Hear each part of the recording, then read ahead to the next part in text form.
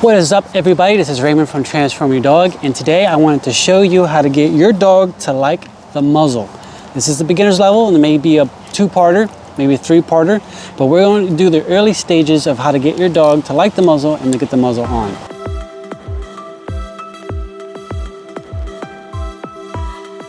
All right, so to get your dog to like the muzzle, you're gonna need a few things. Today I got peanut butter that is made specifically just for dogs. So I don't do none of the grocery brands because there's a lot of chemicals in there, and if we're gonna give them a lot of peanut butter, we don't want them to get sick. So I have a bag full of treats here. This guy has favorite treats.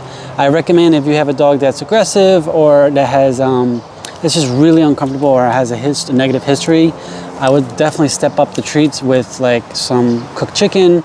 Asher does not care, so we got some freeze-dried treats here. So some beef, I think it's roasted beef lungs, that's his favorite. So in order to get your dog to like the muzzle, you need to understand their perspective. And their perspective is mostly smell. So that means that if we use the visual part of the process, they're gonna get a little bit uncomfortable with it. And if we try to sneak it onto them, they're not gonna like it, and they're gonna be more cautious and more wary. And when you do stuff like that, then the dog's like, okay, that means I'm gonna get more aggressive or bite harder or run faster. So we don't want that. We want them to understand that when this comes out, a lot of good things are gonna happen. So you wanna link this with smell. The treat comes out, the muzzle comes out, he smells, gets the peanut butter. So, or you can use treats.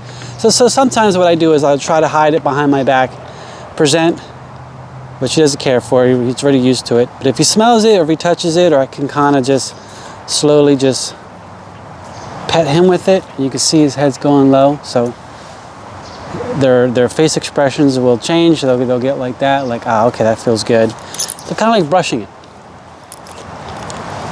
And then we give him a treat. So we're relating the sensation, the visual, we're relating the smell, and we're relating the sensation of it with food.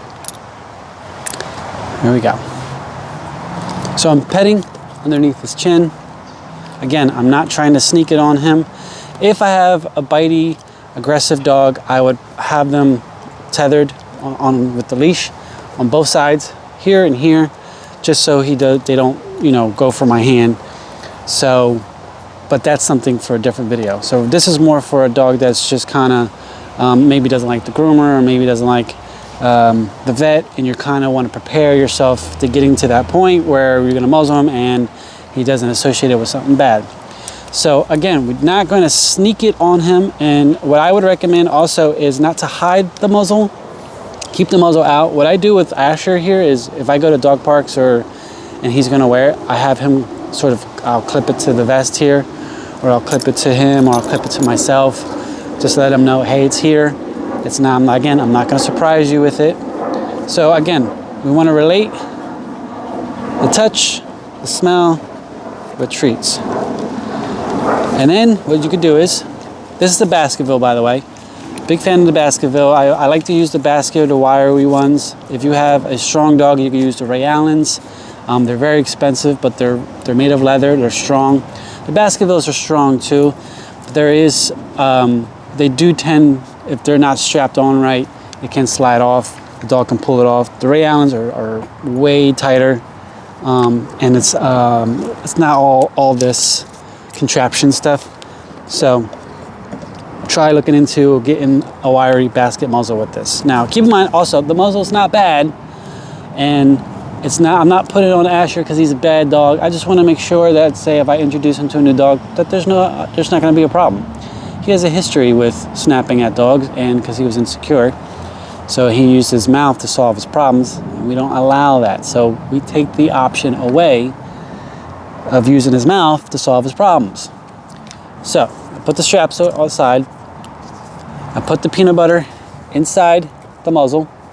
You can use a tube peanut butter or tube yogurt or whatever they like. The tube one's less messy, and if you don't want to use a knife to risk cutting his tongue, then you can use the tube. So tube, you can go to pet store and get that. So again, peanut butter's inside, I'm gonna hold the leash, push the leash, pull the leash towards me, and push the muzzle towards him. There we go, good boy, and I'm gonna relax. I'm still pushing the muzzle against his face, and I pull away. So the reason why I push the muzzle into his face is because he's going to back out. So I wanted the muzzle to go with him, and then I could pull it away. So I'm teaching him that you don't have the option to pull your head out. I'm gonna go with you, and I'm gonna take it away. So this is very important, all right? Because this teaches him that, again, you don't have the option to take it off. I take it off. You go lick, lick, lick. See, he's not pulling away, and I can push, and then, see, he tried to take a step back. We don't allow that. Again, he'll take a step back, and he'll try to take it off. So we want to teach them that you, again, you do not have the option to take the muzzle off. I do. The muzzle's going to be, and I'm not worried about commands, and I'm not worried about talking. So if you notice, I'm not going, oh, good boy, good boy. I'm like, do you want the peanut butter? I'm not baby talking. I don't baby talk my dogs. So nice and calm. Good boy. Yes. Simple yeses and nos, and I'm pushing, and then I pull away. Good boy. And I can give him a treat when I take it away. Sit. So again, I'm encouraging calm behavior. Having them sit often, not talking so much, because again, that's going to overstimulate them. Like I said earlier, their nose is their primary perspective. So talking, I'm only talking to the camera, but if I was doing this by ourselves, it would just be silent and just yes and no. Muzzle. So I'm pushing, and I pull away. Good boy.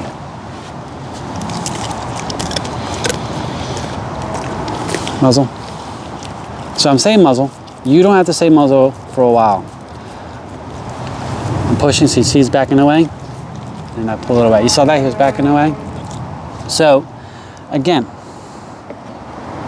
we want to relate the smell to the muzzle. And of course, we're eventually going to get our way on it, but what I would recommend is, if your dog is new to this, if you're new to this, if you want to have like a positive history, a long positive history, you're gonna have to do this for a few days, probably a week before you actually getting on him. So again, don't do this and then go to the vet and go to grooming.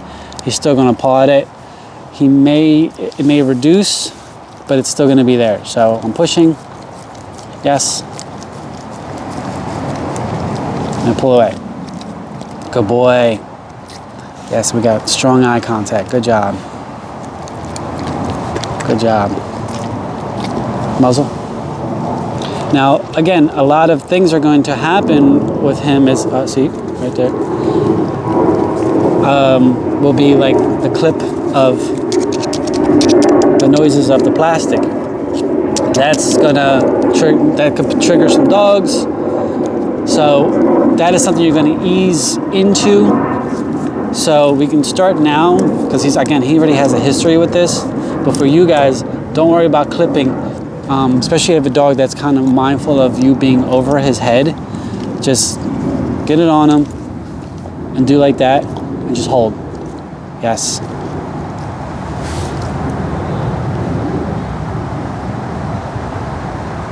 See, he's waiting for me to clip it. Good boy. So he kind of froze there. That could be bad. When you have a dog that freezes, he's kind of like, what are you doing? And if you have a dog that already it's insecure and not gonna snap at you, it's gonna flail. You don't want that. So let's try this again. Push, push, good. Good, yes. I want him to go back to licking. I don't want him to worry about what I'm doing.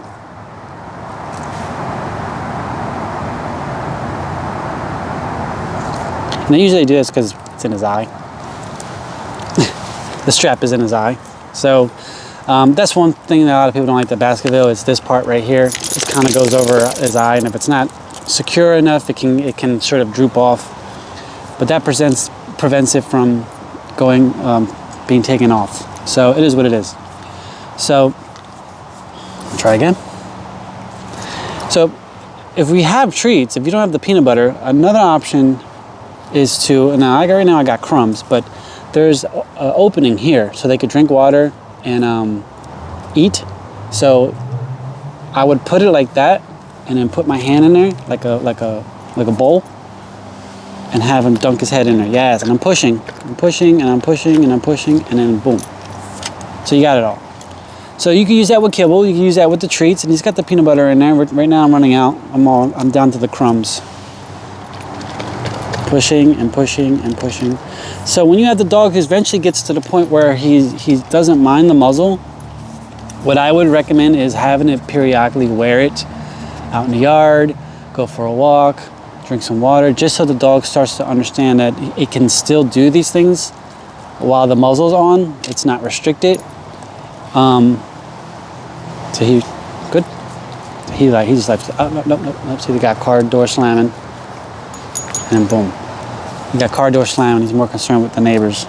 So yeah, it's doing the kibble that way or treats like that way. It will be less messy with the peanut butter. As you can see, there's still stuff on there. I'm getting peanut butter all over me here, bud. And again, we don't want to upset his stomach with the peanut butter. Here, clean this up. But again, do this process day to day. It only takes about a few minutes a day. If you have an aggressive dog, that kind of, take it nice and slow. There's no rush. But if you're going to do it today and then go to the vet tomorrow, you're going to have problems. I would ease into it. Again, I usually have the muzzle. I have videos of him at the dog park with the muzzle on. I have videos of him riding on the bike with the muzzle on. So basically, it's like all these fun things are happening, and you don't need to freak out. You don't need to use your mouth to solve your problems. We're going to take that option away from you, and then after a while, because you're probably wondering, like, when is it okay to start taking it off? Well, he would tell you. The signals. He'll stop snapping. He'll be more in social mode. His signals will be better. So when he's at the dog park, we do a few laps. It's a big park. We do a few laps, and he's more social. He's more out and about, and I'll take it off. And a lot of people get upset with the e-collar, but I use the e-collar because he used to charge up to dogs and not attack them but snap at them. He's sort of being territorial with me. He starts to block the dogs from getting close to me. So he'll charge up to a dog. Having the muzzle like that will be better. But if I want to work my way off to taking that off, I have to stop. I have to see that he's not doing that anymore. I have to see he's more, even now, see he's being more social. He has no issues with me, but he has bitten my stepdad, and he has bitten some people in the past out of fear. So that's why we use the muzzle. And he had a little tussle, yesterday with my dog Docky. My dog Docky tends to be a little thief, and he went inside the cage while he was in there, and there was a toy in there. I think there was a toy with treat in there, and he went right after him.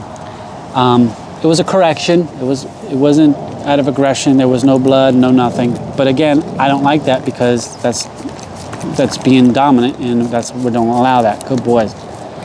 So good. You see, he backed out, and I'm pulling the leash because I don't want him to walk away. Good boy, good boy, good boy. And eventually you'll get it on him. Let's get this guy on him.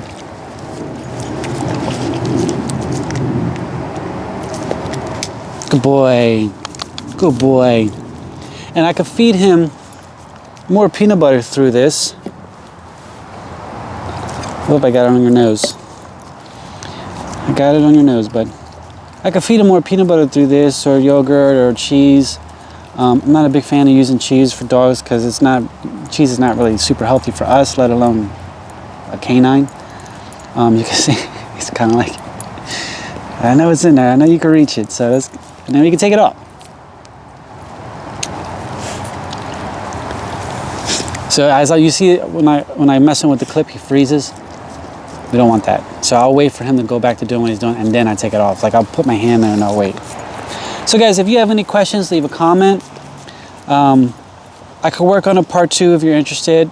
I'm going to get a pretty dominant, bitey little poodle in a few days. So if he starts acting out and I have to muzzle him, then maybe I'll do a video on that. Good boy. So there you go, clean that up. So again, drop a like, subscribe so you can come up and see some new videos. I'm going to start working on some stuff. I've been kind of just laying low. And now that I got my microphones, it will be less static, and I could get some more done. And if I have some short videos that are going around. I did a video with Hassan Piker with he used the e-collar on his dog incorrectly. So I did a short video reacting to that, which it was unfortunate that he used the e-collar the way he did, but everybody's so upset that he actually used it in general, because everybody thinks they're dog experts, and they think that every dog is perfect and shouldn't need the e-collar. But the e-collar is a great tool to communicate, and it's not about punishment. But he used it incorrectly, and I pretty much reacted to that. So go check that out.